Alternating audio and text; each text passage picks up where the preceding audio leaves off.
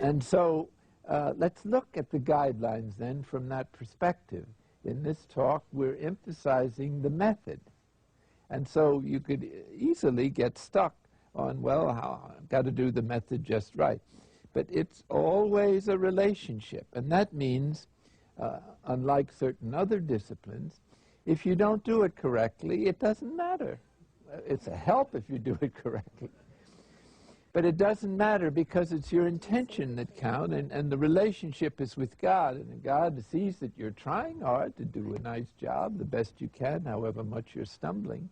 He's not going to hold your mistakes against you. He's looking at your love, and through another person or a book or eventually or through the inspirations of the Holy Spirit, you'll correct whatever mistakes you're doing. The main thing to do is to do it. The principal method of centering prayer really is to sit down. Now that isn't too hard for most people.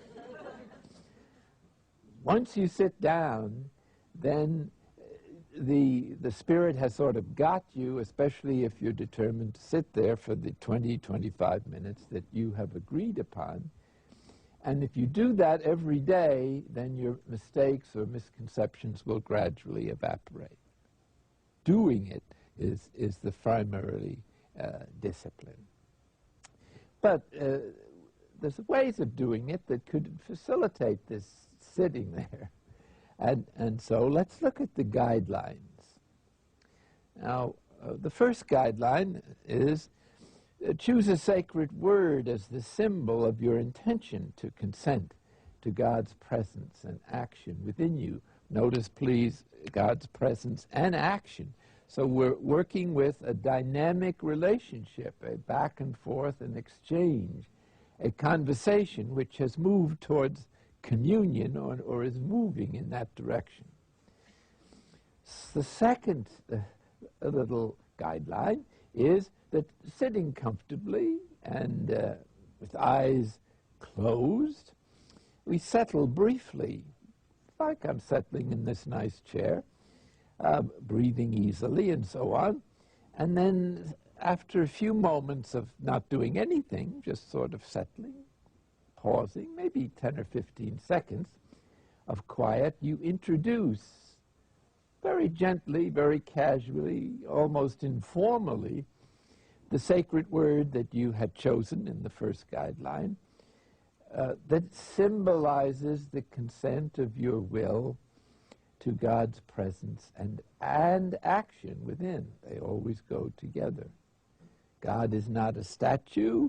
He's not a static force within us. It's a loving relationship in faith, and hence God's Spirit can do all kinds of things and suggests all kinds of things, and He does. The third guideline is, when engaged with your thoughts, return ever so gently to the sacred word. Well, this is just to say, or acknowledge the fact that there are going to be various thoughts, feelings, sense perceptions, noise in the room, people coughing, memories, imaginations, visualizations, sort of dreaming. All of this psychological material, you might say, is going to be flowing down the stream of consciousness as you sit there. And we say that it's inevitable, integral, and normal. So this is a terribly important point to get through our heads if we've been trained in the doctrine of distractions, that distractions somehow are harmful or interfere with your prayer. Now, if you're doing discursive meditation when you're supposed to be thinking about something particular, then other thoughts are distractions, do interrupt your reflection and your prayer. But the centering prayer moves beyond that level of awareness. And it's designed to disregard the ordinary thoughts or activities of our psychological day-to-day awareness. So you're not on the level that you're usually on in discursive meditation. And hence, we just disregard this thought, or these thoughts, which are more like noise in the street or background music at the supermarket that you put up with but pay no attention to. But it's important not to resist these thoughts. In other words, it's important to have a joyful attitude towards the thoughts, a friendly attitude towards the most dreadful thoughts.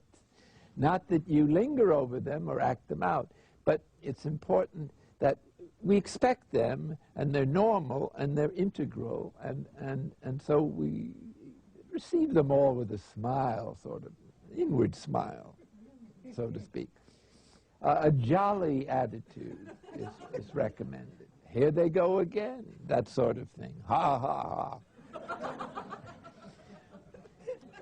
Reason for that is that any emotional frustration or annoyance or distress or grief is not appropriate, because that is another kind of thought. Because it's emotionally charged, it's more of a hindrance to entering into interior silence, which is the proximate goal of this prayer, than any number of casual thoughts that go by. So as soon as you're annoyed, you have a second thought, which is much more disturbing than the first one. And so there really is great wisdom in taking for granted there's going to be lots of thoughts and endless thoughts, and that with practice you can disregard most of them.